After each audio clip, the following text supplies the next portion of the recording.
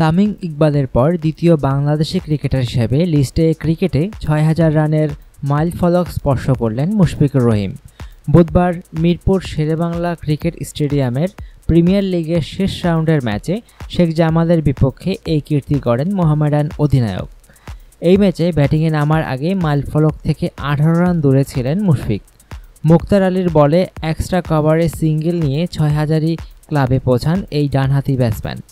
চলতি প্রিমিয়ার লিগের প্রথম বাংলাদেশি ক্রিকেটার হিসেবে ৬,০০০ রানের মাইলফলকে পৌঁছান আবাহনী অধিনায়ক তামিম ইকবাল। বর্তমানে এই বাঁহাতি ওপেনারের রান ৬,১৭২। লিস্ট এ ক্রিকেটে বাংলাদেশের হয়ে তামিম মুশফিকের পরই অবস্থান সাকিব আল হাসানের। বিশ্বসেরা এই অলরাউন্ডার লিস্ট এ ক্রিকেটে করেছেন ৫,৩২৪ রান।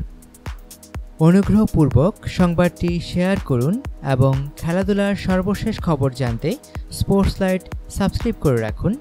ধন্যবাদ।